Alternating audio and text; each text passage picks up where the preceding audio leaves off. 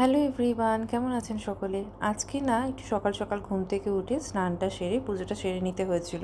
আজকে একটু বেরোনোর ব্যাপার ছিল।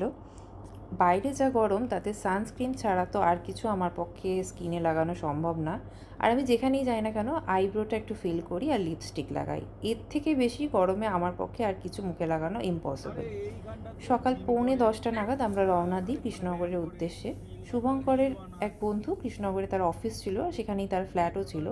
এখন বর্তমানে অন্য জায়গায় ট্রান্সফার হয়ে গেছে, তাই গাড়িতে যতটুকু টুকটাক জিনিস আনা সম্ভব সেটাই আনতে যাওয়া হচ্ছিল। বেসিক্যালি তারা 3 বন্ধুই যাচ্ছিল, কিন্তু আমি তাদের সাথে জয়েন করি।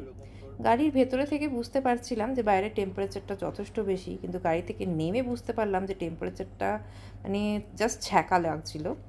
প্রথমে আমরা এই শঙ্কর মিষ্টান্ন প্রতিষ্ঠানেই দাঁড়িয়েছিলাম, এখান থেকে আমরা ব্রেকফাস্ট করি। আর আমার না এদের পরিষেবা, এদের মানে নিট অ্যান্ড ক্লিন এত সুন্দর যে কিছু বলার নেই। হাইওয়ের পাশে ধাবা, নিট অ্যান্ড ক্লিন হয় অনেক ধাবায়, কিন্তু এদের ওয়াশরুমটা আমার স্পেশালি খুব ভালো লেগেছে। ভীষণ নিট অ্যান্ড ক্লিন। খাওয়া দাওয়ার কোয়ালিটি নিয়ে আমি একটা অন্য ব্লগে বলবো। এখানে ব্রেকফাস্ট সারলাম, আর এখানে না কৃষ্ণনগরের বিখ্যাত সরভাজা সরপুরিয়াও পাওয়া যাচ্ছিল। আমরা যদিও কিনিনি। সেখান থেকে রওনা দিলাম কৃষ্ণনগরের উদ্দেশ্যে ব্রেকফাস্ট কমপ্লিট করে।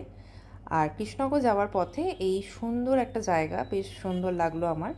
এই চার্চ আছে, সেখানে একটু দাঁড়িয়েছিলাম, কিন্তু 12টা বেজে গেছিলো, তাই চার্চ বন্ধ হয়ে গেছে। তাই বাইরেই কিছু ফটোশ্যুট করে সেখান থেকে রওনা দিলাম শুভঙ্করের বন্ধুর ফ্ল্যাটের উদ্দেশ্যে।